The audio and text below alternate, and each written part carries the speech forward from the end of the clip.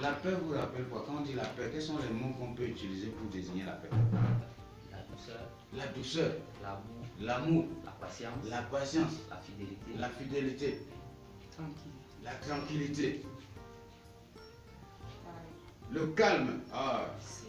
Le silence. Ça encore c'est plus fort. La joie. La joie. On va te mettre sur la route au lieu de dire noter ou bien dire quelque chose pour dire que j'ai compris le message. Tu te fâches. Non, tu m'as dit telle chose. Et du coup, comme il n'y a pas souvent le temps de faire deux réunions, c'est-à-dire la première réunion en plénière et la deuxième réunion où on va aller te parler à côté, souvent on ne parle plus. Et on reste avec une organisation où il y a plein de brebis galeuses là qu'on ne peut pas toucher parce qu'il ne faut pas les humilier. Nous, on va éviter ça ici. La parole qu'un agent va donner à un autre agent, c'est une parole de conseil. D'accord? Soyons positifs. On a vu la communication positive ici le premier jour. Soyons positifs. Prenons le bon côté de ce qu'il a parlé. Et disons-nous qu'avec la culture de la recherche de la performance, si on m'a reproché, prochainement je vais faire mieux et personne ne va me reprocher. Quelle réconciliation on a fabriquée? La réconciliation des apparences. Si c'est bien fait, la vraie paix passe par une reconnaissance des torts et une demande de pardon de ceux qui ont commis la faute. C'est logique comme ça là, sinon tout le reste c'est de la simple diplomatie, c'est de la comédie. Dans notre cœur, on sait qu'on n'a pas pardonné parce qu'on ne nous a pas rendu dans notre droit.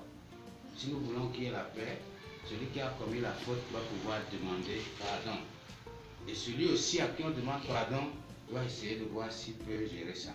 Et ça, Barca, à la bonne heure, les Français ont déjà récupéré la performance africaine. Vous êtes comme ça. Les gens sont capables de choses, on ne leur donne pas une chance pour avancer. On étouffe, on ferme. Les gars, c'est une tâche pour aller se chercher ailleurs. Il fait une prouesse, on reconnaît ça.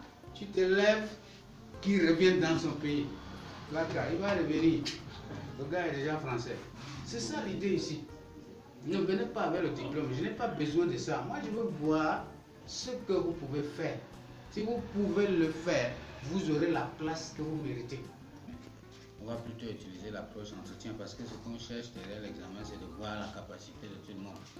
Mais je vois aussi l'autre réalité. L'esprit BDP, c'est un esprit révolutionnaire. On change un peu les habitudes de ce que tout le monde fait partout. Dans l'entretien aussi, on peut détecter si quelqu'un est conscient de ses compétences, si quelqu'un est conscient de sa valeur, ou bien si quelqu'un a des rêves.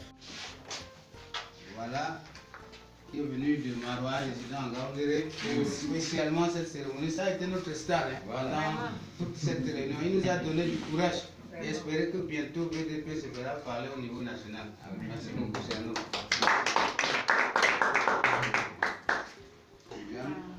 En tant que coordonnateur, assistante, gestionnaire, assistant des staffs et des projets BDP.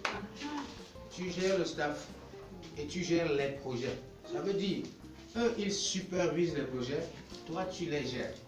Quand ils finissent leur boulot sur le terrain, ils te rendent compte. Ton boulot, c'est de suivre ça. Tu as un regard sur le personnel, sur les staffs. Et comme on a dit, que ce soit les 9 et les 10 qui viennent s'ajouter, voilà les staffs que tu supervises. Ton rôle, c'est de les coacher, de t'assurer qu'ils se portent bien, qu'ils ne viennent pas au travail malgré eux et qu'ils le font par esprit de volontariat.